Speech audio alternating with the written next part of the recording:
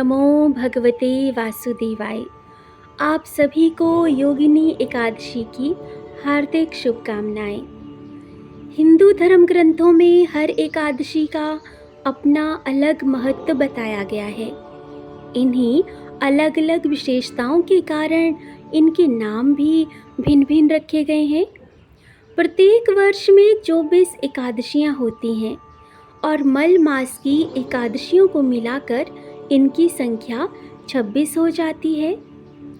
इन्हीं एकादशियों में एक एकादशी आषाढ़ मास के कृष्ण पक्ष की एकादशी, जिसे योगिनी एकादशी कहते हैं।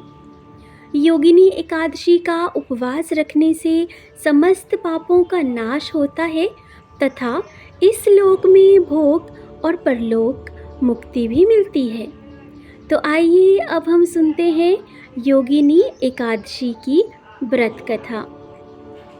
महाभारत काल की बात है कि एक बार धर्मराज युधिष्ठिर ने भगवान श्री कृष्ण से कहा, हे त्रिलोकीनाथ, मैंने ज्येष्ठ माह के शुक्ल पक्ष की निर्जला एकादशी की कथा सुनी।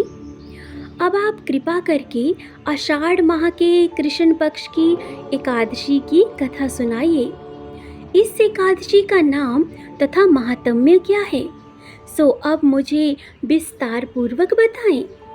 श्री कृष्ण ने कहा, हे पांडुपुत्र, आषाढ़ माह के कृष्ण पक्ष की एकादशी का नाम योगिनी एकादशी है और इसके व्रत से सभी पाप नष्ट हो जाते हैं। ये व्रत इस लोक में भोग तथा परलोक में मुक्ति देने वाला है। हे धर्मराज, ये एकादशी तीनों लोकों में प्रसिद्ध है और इसके व्रत से सभी पाप नष्ट हो जाते हैं। तुम्हें मैं पुराण में कही हुई कथा सुनाता हूँ, ध्यान पूर्वक श्रवण करो। कुबेर नाम का एक राजा अलकापुरी नाम की नगरी में राज्य करता था। वे परम शिव भक्त था। उनका हेमाली नामक एक यक्ष सेवक था जो पूजा के लिए फूल लाया करता था। हेमाली की विशालाक्षी नाम की अति सुंदर स्त्री थी। एक दिन वे मानसरोवर से पुष्प लेकर आया, किंतु कामासक्त होने के कारण पुष्पों को रखकर अपनी स्त्री के साथ ही रमण करने लगा और इस भोग विलास में दोपहर हो गई। अब हेममाली की राह देखते देखते जब राजा कुबेर को दोपहर हो गई तो उसने क्रोधपूर्वक अपने सेवकों को आज्ञा दी कि तुम लोग जाकर पता लगाओ कि हेममाली अभी तक पुष्प लेकर क्यों नहीं आया। जब सेवकों ने उसका पता लगा लिया तो राजा के पास जाकर बताया कि हे राजन, वह हेममाली अपनी स्त्री के साथ रमण कर रहा है। इस बात को सुन राजा कुबेर ने हेममाली को बुलाने की आज्ञा दी। अब डर से कांपता हुआ हेममाली राजा के सामने उपस्थित हुआ। उसे देखकर कुबेर को अत्यंत क्रोध आया और उसके होंठ फड़फड़ाने लगे।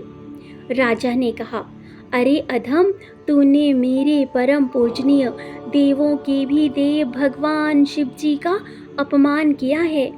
मैं तुझे श्राप देता हूँ कि तू स्त्री के वियोग में तड़पे और मृत्यु लोक में जाकर कोढ़ी का जीवन व्यतीत करे। कुबेर के श्राप से वे तत्क्षण स्वर्ग से पृथ्वी पर आ गिरा और कोढ़ी हो गया। उसकी स्त्री भी उससे बिछड़ गई।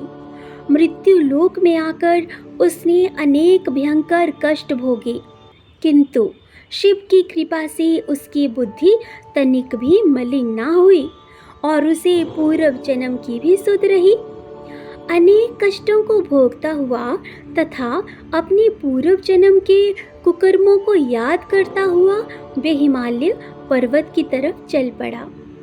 चलते चलते वे मार्कंडेय ऋषि के आश्रम में जा पहुंचा। वे ऋषि अत्यंत वृद्ध तपस्वी थे।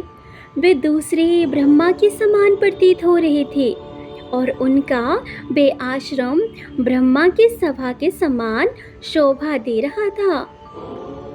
ऋषि को देखकर हेममाली वहां गया और उन्हें प्रणाम करके उनके चरणों में गिर पड़ा। हे माली को देखकर मार्कंडेय ऋषि ने कहा, तूने कौन से निकृष्ट कर्म किए हैं जिससे कि तू कोढ़ी हुआ और भयानक कष्ट भोग रहा है? महर्षि की बात सुनकर हेममाली बोला, हे मुनिश्रेष्ठ, मैं राजा कुबेर का अनुचर था। मेरा नाम हेममाली है। मैं प्रतिदिन मानसरोवर से फूल लाकर शिव पूजा के समय कुबेर को दिया करता था। एक दिन पत्नी सहवास के सुख में फंस जाने के कारण मुझे समय का ज्ञान ही नहीं रहा और दोपहर तक पुष्प ना पहुंचा सका। तब उन्होंने मुझे श्राप दिया कि तू अपनी स्त्री का वियोग और मृत्यु लोक में जाकर कोढ़ी बनकर दुख भोग। इस कारण मैं कोढ़ी हो गया हूँ तथा पृथ्वी पर आकर भयंकर कष्ट भोग रहा हूँ। अतः कृपा करके आप कोई ऐसा उपाय बतलाएं जिससे कि अब मेरी मुक्ति हो।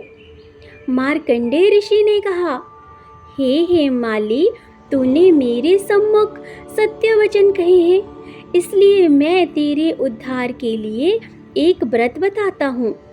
यदि तू आषाढ़ माह के कृष्ण पक्ष की योगिनी नामक एकादशी का विधान पूर्वक व्रत करेगा तो तेरे सभी पाप नष्ट हो जाएंगे। महर्षि के वचन सुन हेममाली अति प्रसन्न हुआ और उनके वचनों के अनुसार योगिनी एकादशी का विधान पूर्वक व्रत करने लगा।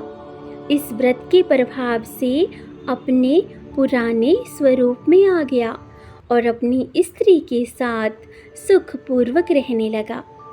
भगवान श्री कृष्ण ने कहा, हे राजन, इस योगिनी एकादशी की कथा का फल 88,000 ब्राह्मणों को भोजन कराने के बराबर है। इसके व्रत से सभी पाप नष्ट हो जाते हैं और अंत में मोक्ष प्राप्त करके प्राणी स्वर्ग का अधिकारी बनता है। तो आज हमने सुनी योगिनी एकादशी की व्रत कथा। हे प्रभु, आज के इस दिन पर जिसने भी आपकी ये कथा कही है और जिन्होंने भी आपकी इस कथा का श्रवण किया है, आप उनके सभी पापों को नष्ट करना। तो इसी के साथ हम मिलेंगे एक और नई विषय के साथ, एक और नई जानकारी के साथ। तब तक आप सभी अपना और अपनों का ख्याल रखिए। भगवान श्री हरि विष्णु की कृपा सदा सर्वदा आप सभी के परिवार पर और आप पर भी बनी रहे। जय श्री हरि विष्णु।